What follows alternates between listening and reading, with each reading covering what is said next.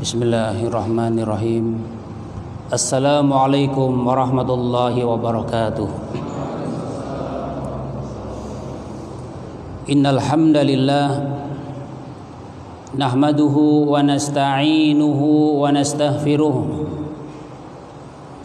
wa na'udzu billahi min shururi anfusina wa min sayyiati a'malina. من يهده الله فلا مضل له ومن يضلل فلا هادي له وأشهد أن لا إله إلا الله وحده لا شريك له وأشهد أن محمدا عبده ورسوله يا أيها الذين آمنوا اتقوا الله حق تقاته ولا تموتن إلا وأنتم مسلمون يا أيها الناس اتقوا ربكم الذي خلقكم من نفس واحدة وخلق منها زوجها وبث منهما رجالا كثيرا ونساء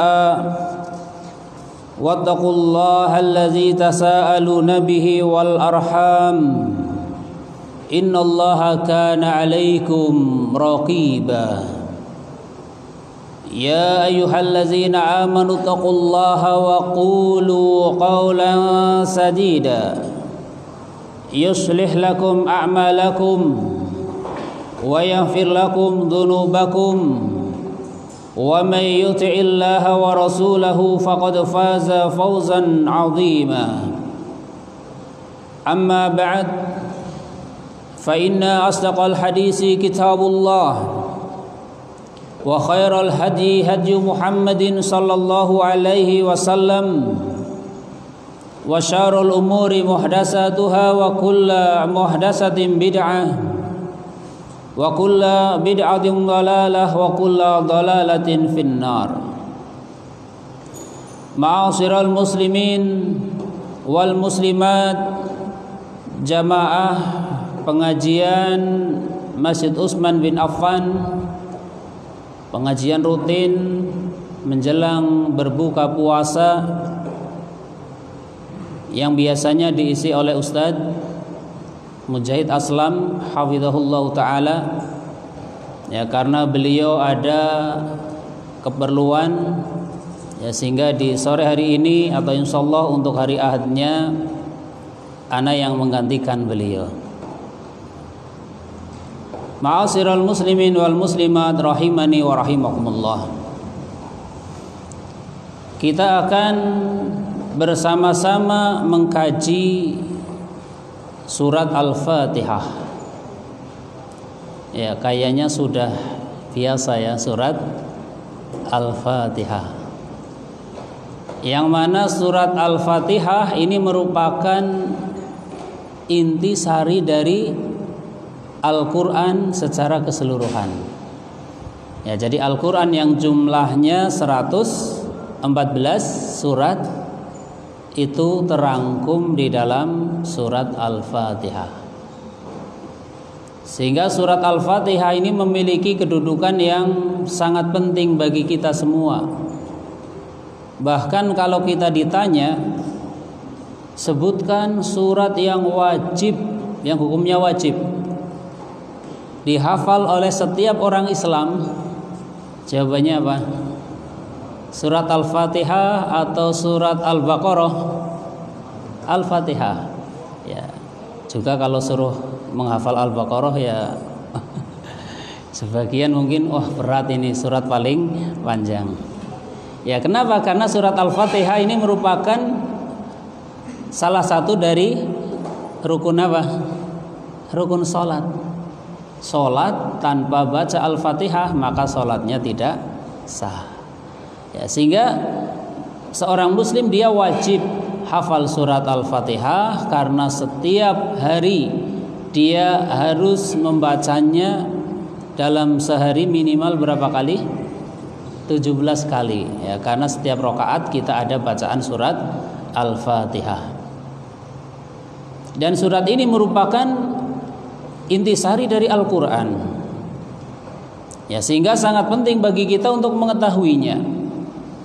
Bahkan bulan ini yaitu bulan Ramadan, kita sama-sama tahu bahwasannya bulan Ramadan ini merupakan bulan Al-Qur'an, Syahrul Qur'an. Karena diturunkan Al-Qur'an di bulan Ramadan. Syahrul Ramadan allazi unzila fihil Qur'an hudal linnas wa bayyinatin minal huda wal furqan. Bulan Ramadan adalah bulan yang diturunkan Al-Qur'an di dalamnya sebagai petunjuk bagi manusia. Ya, kira-kira menurut antum semua, ya menurut jenengan semua, sesuatu itu bisa menjadi petunjuk apakah ketika kita tahu tentang isi petunjuk atau kita hanya yang penting baca? Kira-kira gimana? Ada sebuah maklumat kita baca tapi kita nggak tahu ini apa maksudnya, atau kita membaca dan kita mengetahui. Ya, maka yang namanya petunjuk ya di samping kita membaca, kita tahu apa yang kita baca. Maka Al-Qur'an di samping menjadi bacaan kita, terlebih di bulan Ramadan ini, dia juga menjadi sesuatu yang kita pelajari. Kenapa? Karena akan kita jadikan sebagai petunjuk bagi kita. Kita akan mencari petunjuk di dalam Al-Qur'an. Ini menurut ayat harusnya bagaimana, apakah halal ataukah haram, apakah benar ataukah salah. Ini kalau kita mengetahuinya. Dan pada kesempatan kali ini ya kita akan mengkaji bersama yaitu surat Al-Fatihah. Dan seandainya tidak selesai dalam satu pertemuan, mungkin pada pertemuan yang berikutnya dan berikutnya ya sampai selesai insyaallah. Kita tahu bahwasannya surat Al-Fatihah ini berisi berapa ayat? 7 ya, sampai dikenal As-Sab'ul Masani, ya 7 ayat yang dibaca berulang-ulang. Ayat pertamanya apa?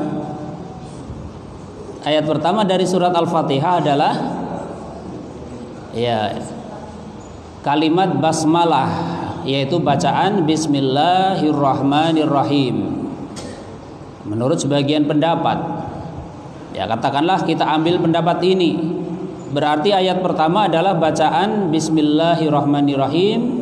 Kalau di mushaf yang ada di kita itu ada angka 1 yang menunjukkan itulah ayat pertama. Tapi sebelum kita membaca Al-Quran, kita dianjurkan atau diperintahkan untuk membaca apa? Membaca apa? Sebelum membaca Al-Quran itu ada perintah untuk membaca ta'awud, yaitu bacaan A'udzu billahi minasyaitonir rajim. Ya. Sebagaimana Allah Subhanahu wa taala sebutkan dalam surat An-Nahl ayat 98. Fa idza qara'tal Qur'ana fasta'id billahi minasyaitonir rajim. Apabila kamu hendak membaca Al-Qur'an, maka mintalah perlindungan kepada Allah dari setan yang terkutuk. Di sini ada perintah untuk kita minta perlindungan ketika akan baca Al-Qur'an. Maka di sana seakan-akan ada sesuatu yang kita takutkan. Kita berlindung itu karena ada sesuatu yang kita menganggap itu sebagai ancaman bagi kita. Dalam hal ini adalah godaan setan. Maka kita minta kepada Zat yang Maha Kuat agar kita dijaga dari godaan setan. Ya, sehingga ketika kita membaca Al-Qur'an diawali dengan ta'awud, maka di situ akan menghadirkan penjagaan Allah Subhanahu wa taala kepada kita, penjagaan dari sisi bacaan kita, dan juga ketika kita mengkajinya kita akan dijaga dari pemahaman-pemahaman yang tidak sesuai. Ya, kita tidak akan memperpanjang dalam pembahasan ta'awud. Ini sekedar mengingatkan bahwasannya bacaan ta'awud ini bacaan kita sebelum membaca Al-Quran, baik di dalam sholat maupun di luar sholat, ini sama ya. Di situ diawali dengan ta'awud. Adapun ayat pertamanya adalah bacaan basmalah. Bacaan basmalah atau bacaan bismillah yang betul? Yang betul apa? Basmalah atau bismillah? Napa? Napa Pak? Bismillah atau basmalah? Ini ada dua pendapat. Yang betul apa? Kita ayat pertama adalah bacaan basmalah atau bismillah? Ya, yang betul adalah basmalah. Artinya gini, basmalah itu nama bagi bacaan Bismillahirrahmanirrahim, namanya basmalah. Namanya apa? Basmalah, bukan namanya bismillah. Kalau bismillah itu ucapan bismillah. Ya, padahal bukan cuma bismillah tapi apa? Bismillahirrahmanirrahim, ya kan? Itu namanya basmalah. Ya, jadi ada nama-nama bagi sebagian kalimat thayyibah. Ada bacaan la haula wala quwata illa billah, namanya hauqalah. Kalau hamdalah bacaan apa? Alhamdulillah, namanya hamdalah. Kalau basmalah adalah bacaan bismillahirrahmanirrahim. Diawali dengan ayat atau kalimat bismillahirrahmanirrahim. Ini ayat yang pertama yang tertera di mushaf kita. Di sini ada yang beda mushafnya. Oh, ini nggak masuk ayat pertama, itu ada nggak? Yang antum pegang mushaf sekarang. Ayat pertamanya nanti alhamdulillah misalnya. Ya, kalau di mushaf kita ya umumnya ini adalah ayat pertama. Bacaan bismillahirrahmanirrahim atau namanya basmalah, namanya ya, bacaan basmalah atau bismillahirrahmanirrahim. Maka diterangkan, ya, kita mengambil satu buah buku atau kitab tafsir yang ditulis oleh Asy-Syaikh Abdurrahman bin Nasir As-Sa'di rahimahullah, yaitu kitab Taisirul Karimir Rahman fi Tafsiri Kalamil Mannan. Ya, bagi yang punya bukunya silahkan bisa disimak. Ya, bagi yang punya bukunya, artinya disimak sambil melihat tulisan. Ya, bagi yang tidak punya bukunya maka bisa disimak dengan mendengarkan. Insya Allah semuanya dapat kebaikan. Al-Muallif yaitu Asy-Syaikh Abdurrahman bin Nasir As-Sa'di rahimahullah mengawali di dalam kitab tafsirnya ini terhadap surat Al-Fatihah yang diawali dengan bacaan bismillahirrahmanirrahim.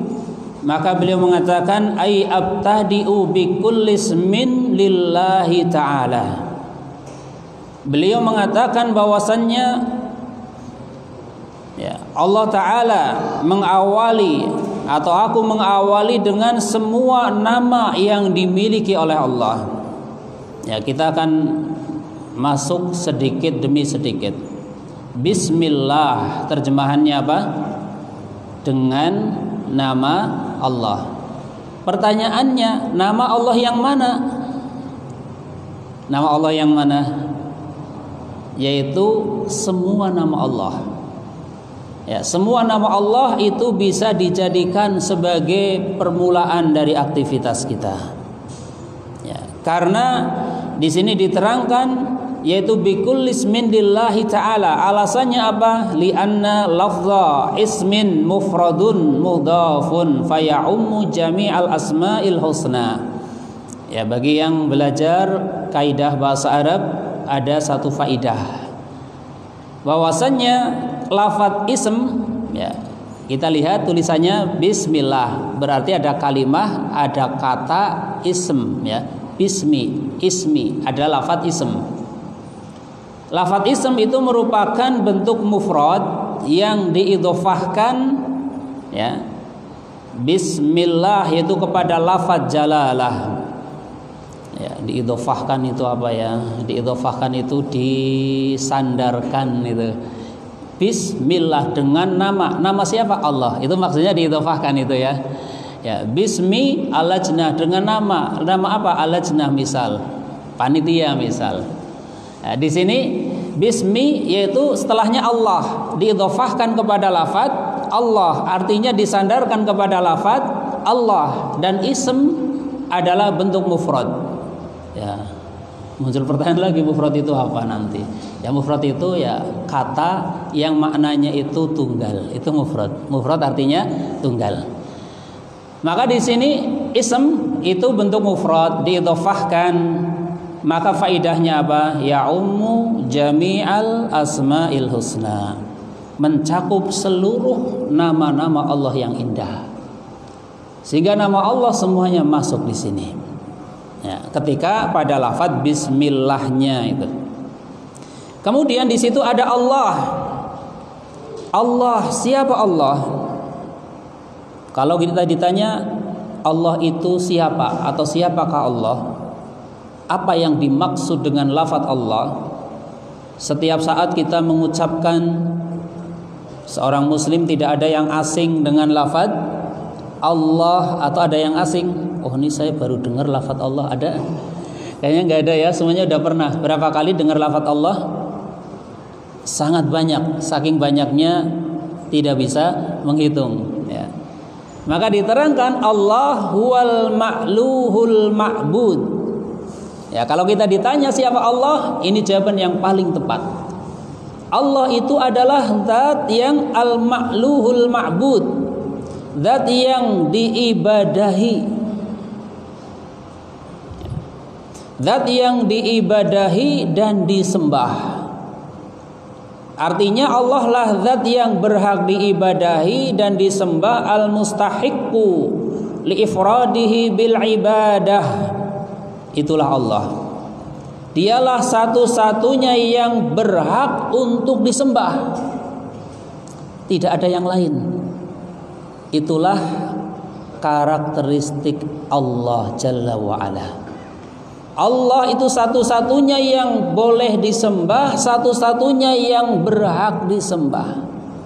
Tidak ada selain Allah dia boleh disembah, itu tidak ada. Kalau disembah ada, bukan cuma ada tapi banyak. Yang disembah selain Allah itu banyak, tapi mereka semua tidak berhak. Ya, tidak punya hak untuk disembah. Yang berhak itu hanya satu, yaitu Allah Subhanahu wa ta'ala. Kenapa Allah satu-satunya yang berhak disembah? Lima tasafa bihi min sifatil uluhiyah wa hiya sifatul kamal. Karena Allah lah yang memiliki sifat uluhiyah, yaitu sifat yang dia satu-satunya yang boleh disembah. Karena untuk menghasilkan uluhiyah, maka dia harus memiliki sifat rububiyah yang mutlak. Karena tidak ada yang punya sifat rububiyah kecuali Allah, maka Allah lah satu-satunya yang berhak disembah. Itu alasannya.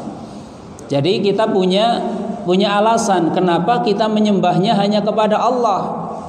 Jawabannya karena Allah lah yang punya sifat rububiyah, maka dialah yang punya hak untuk uluhiyah, untuk disembah. Adakah pencipta selain Allah? Seandainya ada pencipta selain Allah, maka dia boleh disembah. Kalau menemukan ada satu pencipta selain Allah, maka dia boleh disembah.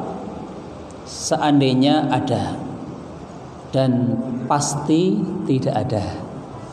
Tidak ada satu makhluk dia punya sifat bisa mencipta, namanya saja makhluk. Apa arti makhluk? Arti makhluk apa? Yang dicipta, namanya saja sesuatu yang dicipta. Kalau dia disebut sebagai yang mencipta, maka tidak pas. Sehingga tidak ada pencipta selain Allah. Para nabi, bisakah mereka menciptakan sesuatu? Tidak bisa.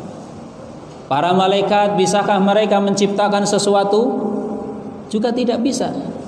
Orang-orang solih tidak bisa menciptakan. para jin-jin yang mungkin sangat kuat gitu ya, mereka juga tidak bisa menciptakan. Ya mungkin dari sisi bandingkan dengan kita mungkin kuat mereka, tapi dibandingkan dengan Allah ya tidak ada apa-apanya. Karena tidak ada yang memiliki sifat sempurna seperti itu, dan ternyata itu hanya dimiliki oleh Allah, maka Allah lah yang berhak disembah. Ya sehingga siapapun orangnya, kalau dia kau menyembah kepada selain Allah, ya pasti dia jatuh ke dalam kesesatan. Siapapun orangnya, baik dia orang yang mungkin, maaf ya, pinter bahasa Arab mungkin, atau sama sekali nggak tahu bahasa Arab itu. Ya karena kadang ada orang yang ukurannya, oh ini kan fasih bahasa Arabnya, tapi mempersembahkan sesuatu kepada selain Allah, itu bukan ukuran. Ukurannya adalah ibadah itu hanya boleh dipersembahkan kepada Allah. Kemudian kita lanjutkan Ar-Rahmanir Rahim. Pada kalimat Bismillahirrahmanirrahim, di situ ada lafaz bismi, kemudian ada lafaz Allahi, ada lafaz Ar-Rahmani dan Ar-Rahim. Yang maha pengasih lagi maha penyayang. Ini yang biasa kita terjemahkan. Ar-Rahman yang maha pengasih dan Ar-Rahim yang maha penyayang. Maka diterangkan di sini Ar-Rahmanir Rahim ismani, itu adalah dua nama. Ini disepakati bahwasanya Ar-Rahman dia nama bagi Allah, Ar-Rahim juga nama bagi Allah. Tidak ada yang beda pendapat. Oh ini yang Ar-Rahman nama, Ar-Rahim bukan, nggak ada. Dua-duanya nama, cuma ada sedikit perbedaan dalam hal nama Ar-Rahman dan Ar-Rahim. Apa bedanya? Ada yang tahu? Ar-Rahman ini nama bagi Allah, dan itu hanya boleh dijadikan nama untuk Allah. Selain Allah tidak boleh. Antum punya nama, punya anak kasih nama Ar-Rahman, tidak boleh. Itu haknya Allah. Itu hanya boleh bagi Allah. Ya, sehingga kalau ingin ada lafaz Ar-Rahmannya, awali depannya Abdun gitu. Menjadi apa? Abdurrahman. Ya, bukan cuma Ar-Rahman saja. Kenapa? Karena ini adalah nama yang khusus, hanya boleh dimiliki oleh Allah Jalla wa'ala. Beda dengan Ar-Rahim. Ar-Rahim ini nama bagi Allah, tapi Ar-Rahim ini boleh juga nama bagi selain Allah. Ini dari sisi perbedaan lafadznya, penggunaan nama Ar-Rahman dan Ar-Rahim. Ya, maka di sini diterangkan keduanya adalah nama bagi Allah. Dallani ala annahu ta'ala dzur rahmatil wasi'atil 'azimatil lati wasi'at kulla syai'. Yang menunjukkan, ya, kedua lafaz Ar-Rahman dan Ar-Rahim itu nama bagi Allah, yang menunjukkan bahwasannya Allah Ta'ala adalah zat yang memiliki sifat kasih sayang yang luas. Kasih sayang Allah itu sangatlah luas. Ya, sampai-sampai disebutkan di samping luas juga sangat besar. Allati wasi'at kulla syai', yang mencakup segala sesuatu. Kasih sayang Allah itu diberikan kepada semuanya, bukan cuma kepada kita manusia.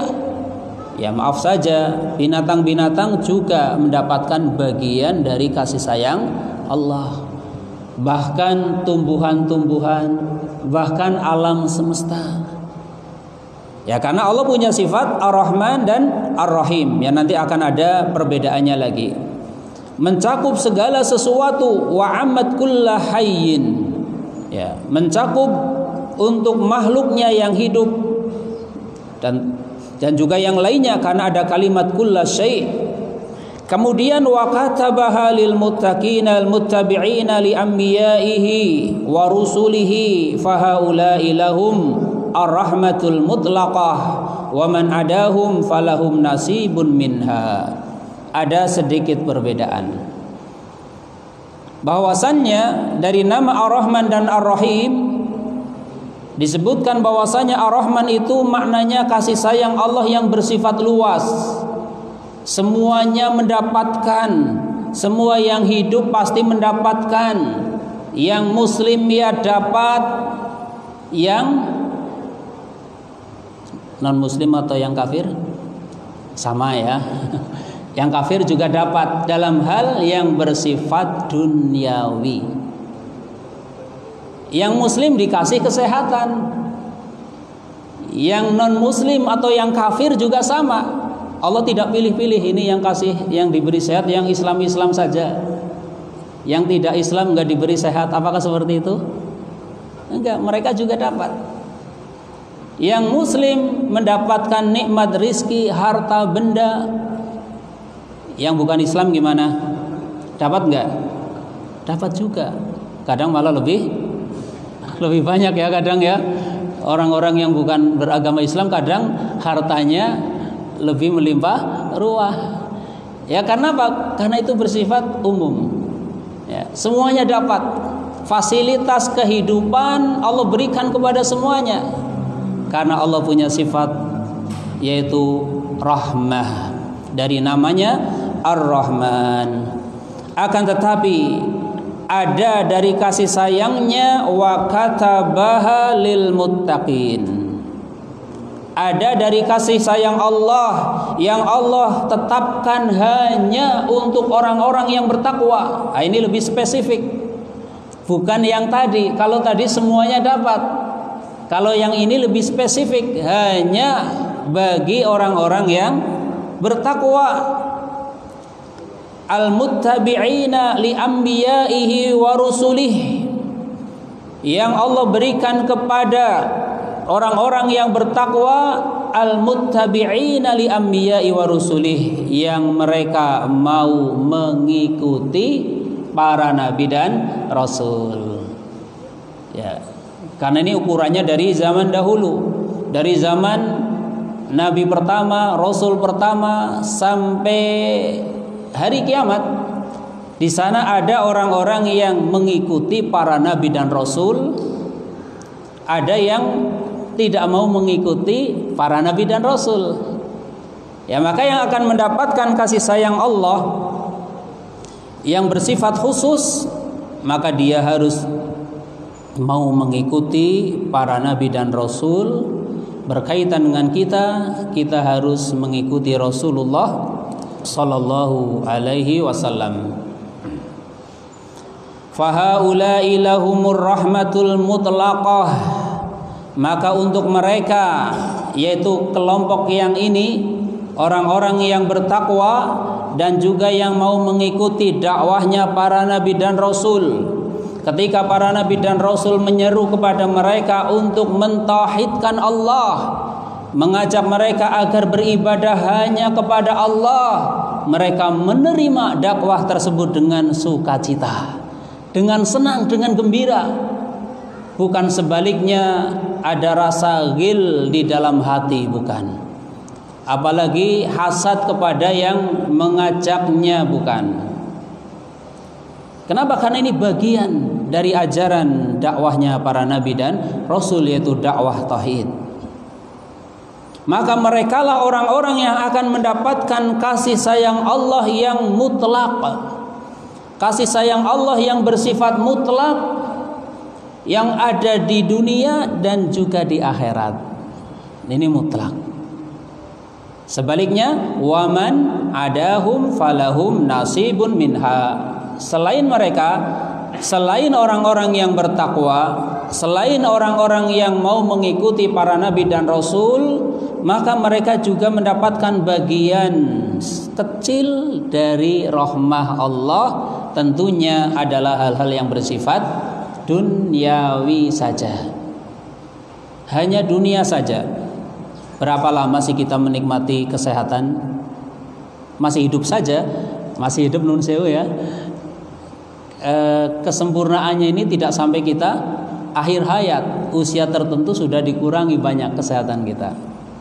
Ya, mungkin penglihatannya jadi berkurang, pendengarannya sudah tidak jelas, ya. Kemudian berjalannya juga berbeda. Ini menurut saya ya masih hidup di sini di dunia. Ini. Berapa lama sih kita menikmati nikmatnya? Misalnya orang yang memiliki harta benda yang melimpah, sangat terbatas. Paling lama kisaran 60-70 tahun atau lebih ya bisa jadi, tapi tetap ada jatahnya karena tidak ada manusia yang hidup kekal di dunia. Ya. Maka ini merupakan sesuatu yang harus kita perhatikan. Setiap kita ingin mendapatkan rahmah dari Allah, kasih sayang yang bersifat mutlak. Apa kasih sayang bersifat mutlak? Adalah nanti ketika seseorang di akhirat kelak dia masuk ke dalam surganya Allah Subhanahu wa taala. Karena masuk ke dalam surganya Allah Subhanahu wa taala itu mutlak karena rahmah kasih sayang dari Allah Subhanahu wa taala. Bukan karena ibadah yang kita lakukan, bukan. Ya. Ibadah yang kita lakukan seandainya dijadikan sebagai alat untuk membayar nikmat, ini belum impas seandainya. Ya, sehingga yang kita cari rahmat Allah, kasih sayang dari Allah. Tentunya kasih sayang itu dicari dengan cara beribadah. Ya. Jadi jangan salah paham, ini katanya masuk surga bukan karena ibadah, tapi karena rahmah. Kemudian berhayal, nanti kalau saya dapat rahmat juga masuk surga. Nggak mau ibadah ya salah. Ibadah rahmat itu ya didapatkan dengan melaksanakan hal-hal yang dicintai dan diridhoi oleh Allah, yaitu apa? Amalan ibadah itu ya. Sehingga inilah kita manusia itu seperti itu. Ingin mendapatkan sesuatu, sunnatullahnya harus melakukan sesuatu gitu. Adapun di sana ada hal-hal yang lain, itu adalah haknya Allah. Ya, karena gambarannya seorang muslim di akhirat kelak yang berbuat dosa di dunia, setiap kita pasti ya berbuat dosa, ada yang tidak berbuat dosa. Hari ini berapa kali? Sedikit atau sedang atau banyak? Atau sangat banyak? Silahkan jawab sendiri-sendiri ya di hati. Oh, saya dosanya kok kayaknya udah sangat mengerikan ya. Kadang kalau kita merenung diri kita itu seperti itu. Sudah luar biasa banyaknya. Kita mengharapkan satu rahmah seorang muslim di akhirat kelak yang mereka melakukan perbuatan dosa, melakukan dosa besar. Maka para ulama kita mereka menjelaskan bahwasannya nasib dia atau keadaan dia itu tergantung kepada kehendak Allah. In syaa adzabahu wa in syaa afa anhu. Jika Allah kehendaki, Allah siksa dulu. Karena dia berbuat dosa, disiksa dulu di neraka, setelah impas dan ada nilai keimanan, pindah ke surga. Karena Allah punya sifat adil. Ya, Allah punya sifat adil, yang berbuat maka menanggung resiko gitu. Tapi Allah juga punya sifat rahmah. Jika Allah mau, yaitu Allah akan maafkan begitu saja, langsung dimasukkan ke dalam surga. Kita ingin yang mana? Ya, semoga kita semua termasuk yang dimaafkan, diampuni kesalahan-kesalahan kita. Tapi sekali lagi ini haknya Allah. Hak siapa? Allah. Kita nggak boleh atau kita nggak bisa maksa, ya Allah jadikan saya yang dapat rahmat, jangan dapat keadilan, nggak bisa. Itu haknya Allah itu mutlak haknya Allah. Paling bisa kita berdoa dari sekarang itu. Ya Allah, jadikanlah saya termasuk hamba-hambamu yang mendapatkan rahmahmu. Paling kita bisanya sekarang ini berdoa. Di sana kita tidak bisa memaksa Allah, merintah Allah, ya Allah saya masuk surga saja karena kamu punya sifat rahmah, nggak bisa. Itu mutlak haknya Allah. Dan kita semuanya berharap, ya semoga kita termasuk di antara hamba-hamba Allah yang masuk surga dengan rahmatnya. Amin ya rabbal alamin. Ya. Kemudian sedikit lagi, wa'lam anna minal qawaidil muttafaq 'alaiha baina salafil ummah wa a'immatiha. Di sini ada sebuah kaidah. Ketahuilah bahwasanya di antara kaidah ketentuan yang telah disepakati oleh para salaful ummah, para ulama terdahulu, mereka sepakat al-imanu bi asma'illahi ta'ala wa sifatihi wa ahkami sifati fayu'minuna masalan bi annahu rahmanun rahim dzur rahmatil lati ittasafa biha al-muta'alliqah bil marhum. Ada satu kaidah yang disepakati bahwasanya beriman kepada semua nama-nama dan sifat-sifat Allah dan juga hukum dari sifat-sifat tersebut. Diambil satu contoh di sini. Ya, contohnya mereka beriman bahwasanya Allah adalah Rahman, Allah adalah Rahim, Zat yang Maha Pengasih, yang Maha Penyayang. Maka itu bukan sekedar nama, tapi di dalamnya ada sifat. Jadi ketika kita menetapkan Allah punya nama Rahman, Rahim, Ar-Rahman, Ar-Rahim, kita menetapkan Allah itu punya sifat kasih sayang. Bukan sekedar kita jangan mengasih sifat bagi Allah, iya ini nama tapi sifatnya ya wallahualam, bukan seperti itu. Tapi bersamaan dengan nama di situ ada sifat. Kenapa? Karena kaidahnya setiap nama mengandung sifat. Dan tidak sebaliknya, tidak setiap sifat dijadikan nama. Di situ ada kaidah tersendiri. Allah disebut Ar-Rahman berarti punya sifat kasih sayang. Tapi tidak setiap sifat dijadikan nama. Ya, contoh Allah setiap sepertiga malam terakhir turun ke langit dunia. Itu sifat Allah, tapi itu bukan nama. Tidak boleh kita manggil Allah dengan ya nazil wahidat yang turun, tidak boleh, karena itu bukan nama bagi Allah. Wallahu a'lam bishawab. Ma'asyiral muslimin wal muslimat rahimani wa rahimakumullah. Itu yang bisa disampaikan pada kesempatan kali ini. Insyaallah ayat-ayat berikutnya kita akan lanjutkan pada pertemuan-pertemuan berikutnya. Atas kesalahan kekurangan ana minta maaf yang sebesar-besarnya. Wallahu a'lam bishawab. Subhanakallahumma wa bihamdika asyhadu an la ilaha illa anta astaghfiruka wa atubu ilaik. Wassalamualaikum warahmatullahi wabarakatuh.